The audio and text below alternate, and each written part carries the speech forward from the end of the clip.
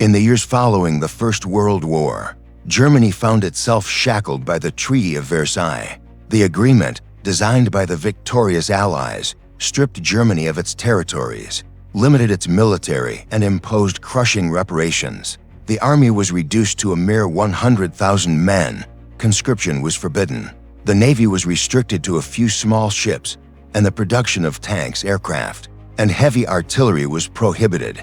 For many Germans, these restrictions were more than just rules. They were a daily reminder of humiliation, defeat, and betrayal. Former soldiers wandered the streets with no purpose. Military officers watched their expertise go to waste, and the general population felt the sting of national disgrace. Adolf Hitler, who had long nurtured resentment toward Versailles, viewed it not as a peace agreement, but as a deliberate attempt to subjugate Germany. He made no secret of his contempt for the treaty, calling it a crime against the German people, and his speeches were filled with promises to restore national pride and erase the humiliation inflicted by the Allies. Upon becoming Chancellor in 1933, Hitler understood that open defiance of Versailles would provoke Europe's strongest powers, Britain and France. To navigate this precarious position, he devised a strategy of deception. Publicly, he presented Germany as a nation seeking peace and equality, emphasizing diplomacy and cooperation. Privately, he instructed his military and advisors to begin rearmament immediately and discreetly. This rearmament was not haphazard. It was carefully orchestrated, hidden behind civilian programs, industrial projects, and legal loopholes. Factories that appeared to be producing tractors or civilian vehicles were secretly manufacturing tanks and artillery. Engineers worked on advanced aircraft under the guise of commercial aviation development. Training camps were established in remote areas where recruits could learn tactics, maneuvering, and discipline without attracting attention.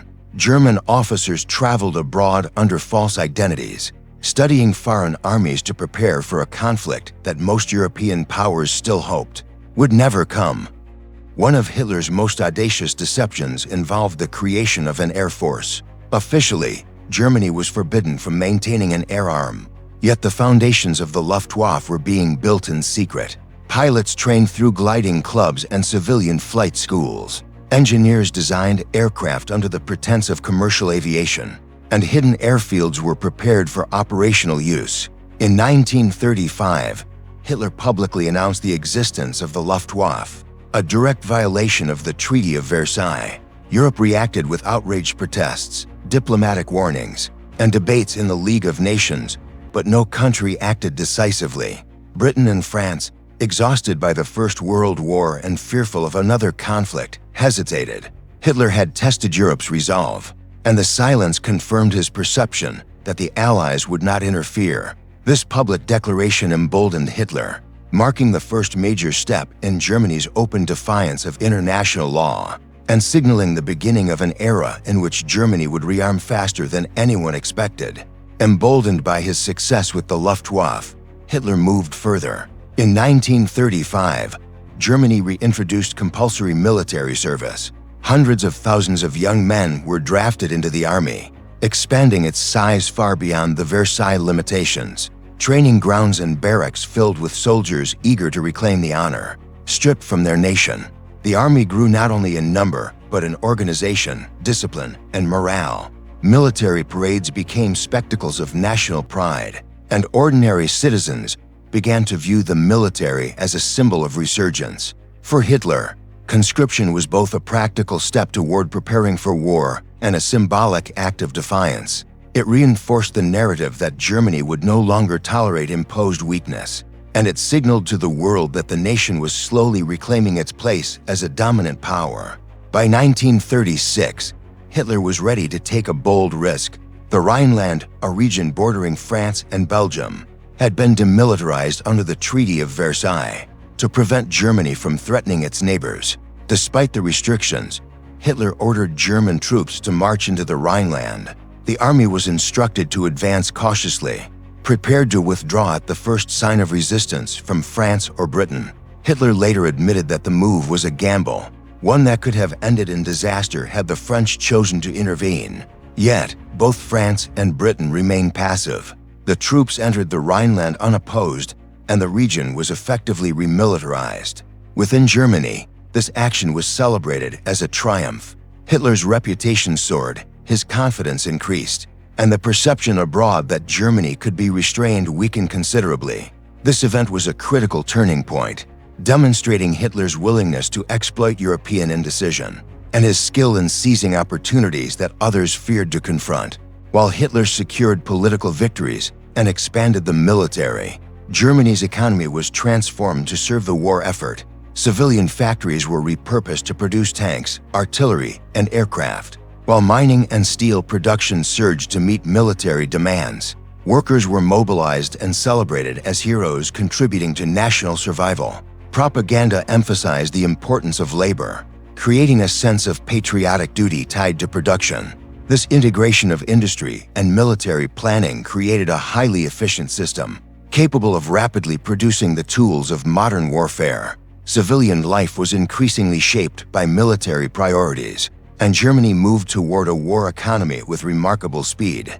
By the late 1930s, the nation was not only armed but systematically prepared to support extended military campaigns. Across Europe, as Germany's industrial and military capacity grew, so did the development of a new way of fighting. Traditional warfare, with its prolonged battles and static defenses, had proven catastrophic during World War I. Germany needed a strategy that emphasized speed, coordination, and shock. This concept became known as Blitzkrieg, or lightning war. Tanks, aircraft, and infantry were to operate in synchronized strikes, concentrating power at a single decisive point and maintaining momentum to prevent the enemy from regrouping. Communications technology and decentralized command empowered officers to make rapid decisions, a radical departure from conventional hierarchies. Blitzkrieg was designed to paralyze opponents psychologically as well as physically, delivering swift and overwhelming victory before prolonged attrition could take hold. The outbreak of the Spanish Civil War in 1936 offered Germany an unexpected opportunity to test Blitzkrieg in real-world conditions. Officially, Germany claimed neutrality, but behind the scenes, it supplied weapons, aircraft, tanks, and military advisors to support Franco's nationalist forces. The Luftwaffe conducted bombing campaigns and coordinated with ground troops, testing new aircraft and tactics that would later dominate the battlefields of World War II. The bombing of Guernica became a particularly infamous example, demonstrating the terrifying impact of air power on civilian populations. For Hitler and his generals, Spain was not a tragedy, but a laboratory where the effectiveness of rapid, combined arms warfare could be observed and refined. By the late 1930s, Adolf Hitler's confidence had reached unprecedented levels. Every act of defiance against the Treaty of Versailles, from rearmament to the establishment of the Luftwaffe and the conscription of millions, had gone unpunished. The Rhineland reoccupation had been executed without resistance, demonstrating the weakness and indecision of Germany's neighbors. This emboldened Hitler further, instilling in him the belief that the world was unprepared, unwilling, or incapable of stopping his ambitions.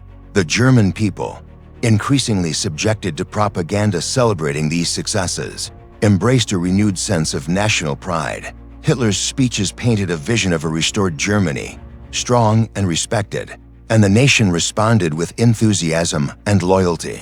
Confidence became self-reinforcing. As Hitler's public image grew, so too did his internal certainty that history itself favored his actions. By 1937, Germany was no longer a nation quietly preparing for conflict. It was a force ready to dominate. Across Europe, leaders watched Germany with growing concern, yet they were paralyzed by fear and memory of the First World War. Britain and France, exhausted and economically strained, hoped to avoid another catastrophic conflict at almost any cost. This led to a policy known as appeasement, a strategy based on the belief that satisfying Hitler's demands might prevent a larger war. Each German action, whether the reoccupation of the Rhineland or the expansion of the Luftwaffe, was met with diplomatic protests, negotiations, and warnings, but rarely with force. Hitler understood the psychology behind this policy and exploited it to perfection.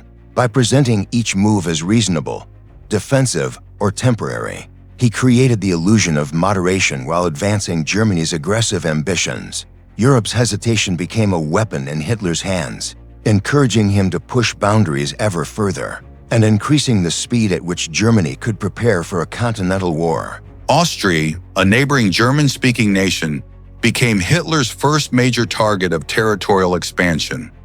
The idea of Anschluss, or political union with Germany, had long been part of his vision for a greater Germany. Through a combination of propaganda, intimidation, and political pressure, Hitler steadily undermined Austrian sovereignty. Pro-Nazi groups within Austria were encouraged to create unrest, while economic manipulation weakened the country's independence. By 1938, Hitler's position was unassailable. The German army prepared to march, and Austrian leaders, faced with the threat of invasion and internal dissent, were powerless to resist. When German troops entered Austria in March 1938, they were met with cheers from the majority of the population, a result of both genuine support and orchestrated propaganda. The annexation of Austria marked a milestone in Hitler's expansionist policy, demonstrating that bold aggression could succeed with minimal opposition from the international community. After Austria, Hitler set his sights on Czechoslovakia, particularly the Sudetenland, home to a significant ethnic German population. Exploiting the discontent of the Sudeten Germans, Hitler demanded autonomy and ultimately annexation. The international community, led by Britain and France, faced a critical test. Yet the policy of appeasement prevailed. The Munich Agreement of September 1938 permitted Germany to annex the Sudetenland without military opposition, effectively betraying Czechoslovakia. Hitler had secured vast territory without firing a shot. The success reinforced his belief that decisive action was rewarded, while inaction from other powers was a sign of weakness. Czechoslovakia's betrayal exposed the limits of European resistance and demonstrated that Hitler's method, combining intimidation, propaganda, and selective diplomacy, was highly effective. While Hitler was expanding Germany's borders, the nation's military and industry continued to grow exponentially.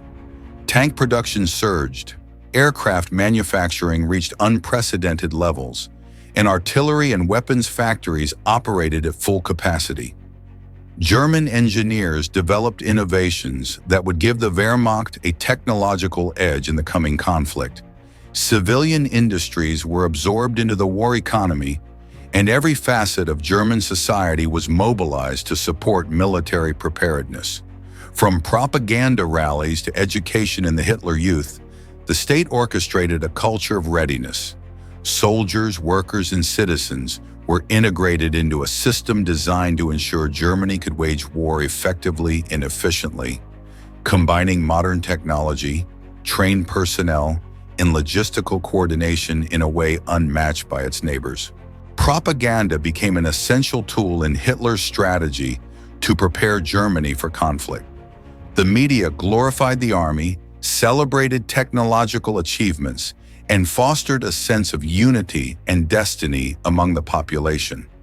Film, radio, posters, and rallies reinforced the notion that Germany was surrounded by threats, that vigilance was a patriotic duty, and that sacrifice for the nation was noble. Education and youth programs indoctrinated children with military values, emphasizing discipline, physical fitness, and loyalty to Hitler. This orchestration of public opinion created a society not only willing to support military expansion, but actively invested in its success. Hitler's vision was clear: a nation fully aligned with his objectives, psychologically and materially prepared for the war he planned to wage. With industry, society, and the military all aligned, Germany was ready to test its revolutionary war doctrine. Tanks and mechanized units were organized into divisions capable of rapid, coordinated strikes. Aircraft could provide air superiority and tactical support to ground forces. Radio communications allowed for dynamic battlefield decision-making, a feature that most European armies had yet to implement effectively. Exercises and maneuvers perfected coordination between infantry, armor, and air support, ensuring that the principles of blitzkrieg were operational. Spain had provided a testing ground, but now Germany was ready to implement these tactics on a continental scale. Every element of preparation reinforced the idea that the next conflict would be swift, decisive, and catastrophic for any opponent unprepared to meet it. As Germany grew stronger, Europe continued to vacillate. The memory of the First World War, economic weakness, and political divisions led Britain and France to hope that Hitler could be reasoned with. Yet their hesitation sent a clear message. Germany could act with impunity. Every violation of treaties, every aggressive maneuver, and every act of annexation was met with minimal resistance. Hitler read these signals correctly. He interpreted European inaction as weakness, emboldening him to push boundaries ever further. By the eve of 1939, Germany had not only rebuilt its military, but had also secured strategic territories and tested its doctrine, leaving the continent increasingly unprepared for the storm to come. Germany was fully armed, trained, and strategically positioned for war. Hitler had demonstrated that aggression, combined with cunning diplomacy and domestic mobilization, could achieve territorial expansion with minimal risk. Austria and the Sudetenland were incorporated into the Reich. Europe remained hesitant, and the military was prepared to strike. All that remained was the next step, the invasion of Poland, the spark that would ignite a world at war. Hitler's vision of a restored, dominant Germany was no longer theoretical. It was real, imminent, and terrifyingly efficient. By 1938 and 1939, Hitler's Germany had evolved into a military powerhouse. The Army, Air Force, and Navy had expanded far beyond the limits imposed by the Treaty of Versailles, and Germany's industrial base was fully integrated into a war economy. Yet Hitler was not content merely to build strength. He needed to ensure that his methods would succeed when the first strike came. Diplomacy was now another weapon in his arsenal. By exploiting divisions among European powers, Hitler ensured that Germany could act with minimal interference. Britain and France, traumatized by the memory of World War I, continued to hope that diplomacy and concessions could prevent another war, even as Germany systematically tested the limits of their patience. Hitler had mastered the delicate balance between provocation and restraint, creating a perception of reasonableness while secretly preparing to ignite conflict on his own terms. The annexation of the Sudetenland had been a decisive moment. Through a combination of internal agitation and external pressure, Hitler had achieved a territorial gain without firing a shot. The Munich Agreement of 1938 exemplified how European leaders' fears could be manipulated to serve German ambitions. This success reinforced Hitler's confidence in the effectiveness of intimidation, propaganda, and careful orchestration. For the first time, the world witnessed the dangerous principle that aggression rewarded with concessions would encourage further aggression. The Wehrmacht used this period to continue refining tactics, training units, and producing modern equipment. Germany's military was not only prepared in terms of numbers and technology, but also conditioned to operate under the psychological principles that Hitler valued: speed, decisiveness, and overwhelming force. Every branch of the German military had now been synchronized with Hitler's vision. The Luftwaffe could provide air superiority, strategic bombing, and tactical ground support. Mechanized divisions were organized for rapid penetration of enemy lines, while infantry units were trained to consolidate gains and maintain momentum.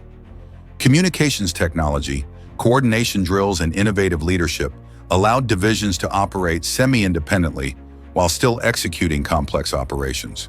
Hitler's generals were encouraged to adapt, improvise, and seize opportunities on the battlefield, a radical departure from the rigid command structures that characterized older European armies. Combined with modern industrial production, these preparations meant that Germany was capable of executing a war strategy faster and more effectively than any neighboring power anticipated. While the military prepared physically, the German population was conditioned mentally to support Hitler's ambitions. Propaganda portrayed Germany as surrounded by hostile nations, threatened on all sides by those who sought to suppress its rightful power. Education programs emphasized loyalty, discipline, and physical readiness, while the Hitler Youth prepared children to grow into obedient and capable soldiers. Public ceremonies and rallies reinforced the idea that national survival required unity and vigilance. Ordinary citizens came to see themselves as part of a broader effort to restore Germany's glory, and dissent was increasingly silenced or marginalized. By integrating propaganda, education, and societal rituals, Hitler ensured that when war finally came, the population would embrace it as necessary, even inevitable. The German military was now fully prepared to implement Blitzkrieg, the doctrine that would define the early years of World War II. Combined arms operations were perfected in exercises, and coordination between tanks, infantry, artillery, and aircraft had been refined through careful planning and testing. Spain had provided real-world experience, and lessons learned there were integrated into German military doctrine. Logistics, communication, and command structures were all optimized for rapid, decisive action. Every unit, from elite panzer divisions to newly conscripted infantry, understood the principles of speed, concentration, and shock.